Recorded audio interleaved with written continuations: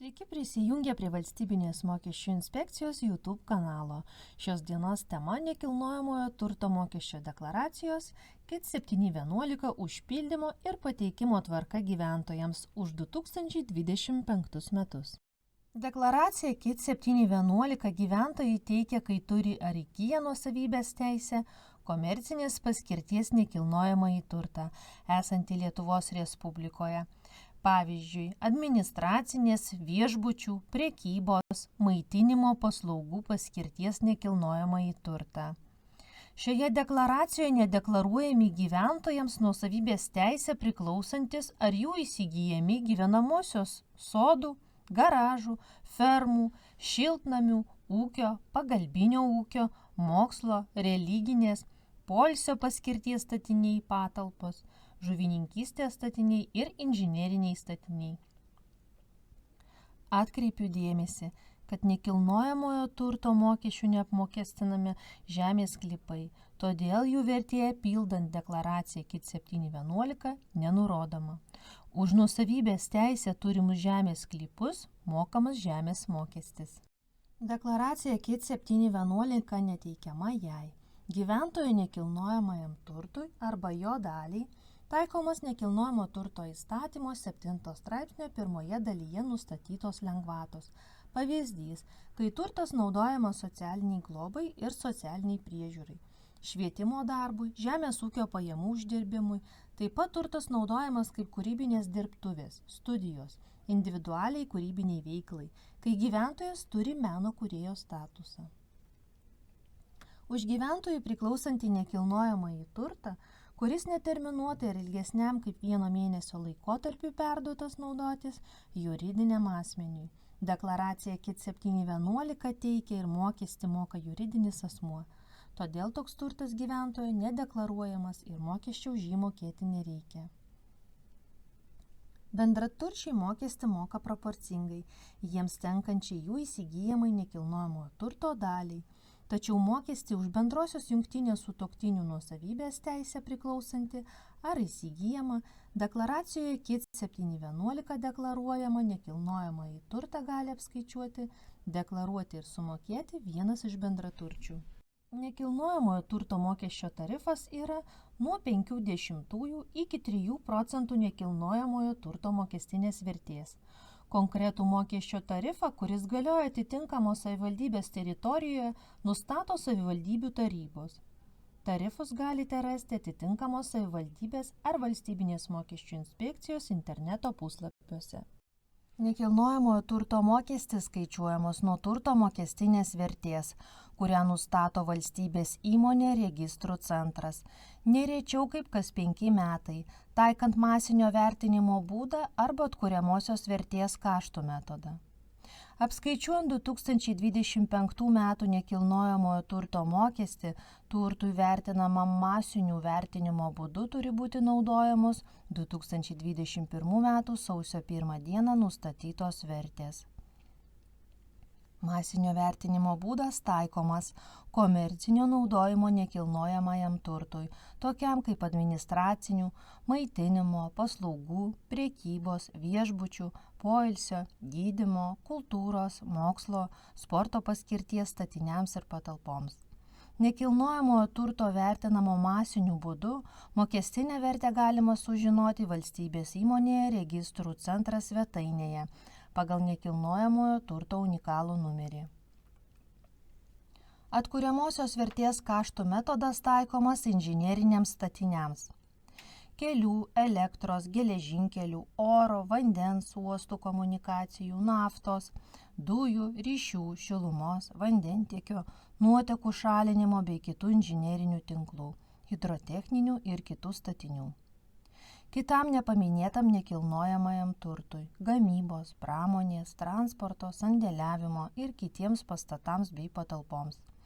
Nekilnojamajam turtui vertinamam atkuriamosios vertės kaštų metodu, mokesčio mokėtojo prašymu, valstybės įmonė registrų centras išduoda nekilnojamojo turto mokestinės vertės išrašą arba pažymą. Atkreipiu dėmesį, kad nuo 2026 metų Valstybės įmonė registrų centras nekilnojamojo turto vertinimą vyriausybės nustatyta tvarka atliks ne rečiau kaip kas 3 metai.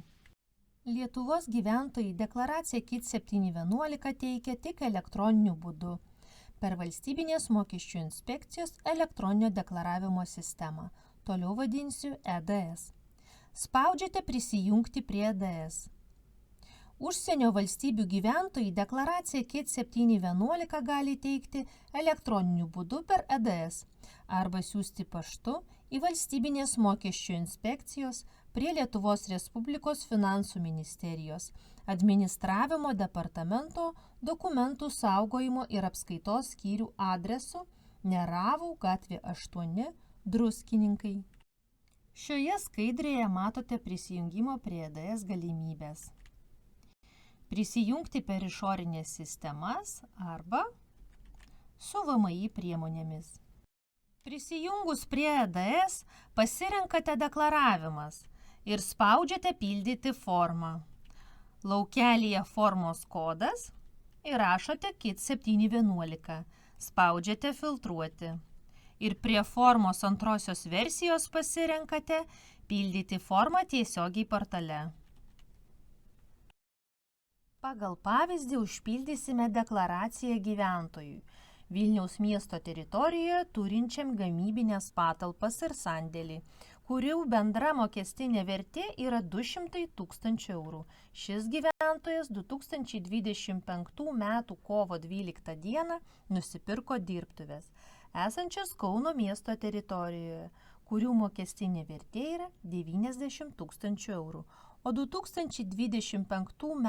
Liepos 23 pardavė sandėlį esantį Vilniuje, kurio mokestinė vertė yra 50 000 eurų.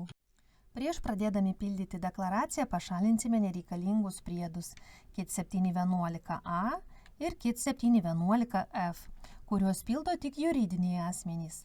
Gyventojai pildo tik priedą KIT 711S. Nekilnojamo turto mokestis pagal savivaldybės. Kadangi kiekvienoje atskiroje savivaldybėje esantis turtas įrašomas į atskirą priedą, todėl mūsų nagrinėjimo atveju turėsime įterpti dar vieną priedą KIT 711S, nes pagal pavyzdį gyventojas 2025 metais turėjo nekilnojamo turto dviejose Vilniaus ir Kauno miestų savivaldybėse. Pradedame pildyti deklaraciją. Čia nurodytas asmens kodas, vardas pavardė, gyvenamoji vieta, nurodome mokestinį laikotarpį 2025 metai, pildymo datą, bei pažymime, kad pildote deklaraciją kaip fizinis asmuo. Toliau pildomas priedas KIT 711S. Pasirenkate Vilniaus miesto savivaldybės kodą, jos nustatytą mokesčio tarifą ir į S4 laukelį įrašote šioje savivaldybėje 2025 m. sausio 1 dienai turimo nekilnojamojo turto vertę pagal pavyzdį 200 000 eurų. Pavyzdyje minėjau, kad sandėlis parduotas Liepos mėnesį, todėl S5 laukelėje prie rugpjūčio mėnesio įrašote parduoto sandėlio mokestinę vertę 50 000 eurų, nes nekilnojamojo turto mokestis nebeskaičiuojamas nuo kito mėnesio, kai turtas perleidžiamas arba šių teisių netenkama. Vadinasi, pardavus turtą Liepos mėnesį, už jį mokesčio nebereikia mokėti ir deklaruoti nuo kito, rugpjūčio mėnesio. Pažymimas S6 laukelis. Įsigijimas netekimas.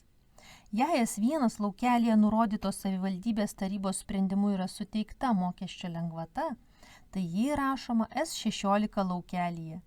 Jei savivaldybės taryba atleido nuo viso mokesčio, tai šioje eilutėje turi būti įrašoma visa mokesčio suma, nurodyta S15 laukelyje. Jeigu S1 laukelėje nurodyta savivaldybė mokesčio lengvatos nesuteikė, tai S16 laukelis neužpildomas. Dabar pildomas antras deklaracijos priedas KIT 711S, nes pagal pavyzdį gyventojas įsigijo dirbtuves kitoje savivaldybėje, Kauno mieste. S1 laukelėje pasirenkate Kauno miesto savivaldybės kodą ir savivaldybės nustatytą mokesčio tarifą. įrašote kovo mėnesį pirktų dirbtuvių, mokestinę vertę 90 000 S5 laukelyje prie balandžio mėnesio, nes mokestis pradedamas skaičiuoti ir mokėti nuo kito mėnesio, kai turtas įsigyjamas ar perimamas valdyti. Vadinasi, nusipirkus turtą kovo mėnesį, jį reikia deklaruoti ir mokestį mokėti nuo sekančio balandžio mėnesio. Pažymimas S6 laukelis – įsigijimas, netekimas. Pagrindinėme deklaracijos lape paspaudžiate raudoną šauktuką klaidų tikrinimas ir deklaracijoje KIT 71112 laukelyje matote bendrą mokėtiną nekilnojamojo turto mokesčio sumą. Jei deklaracijos apačioje nematote klaidų, spaudžiate pateikti deklaraciją.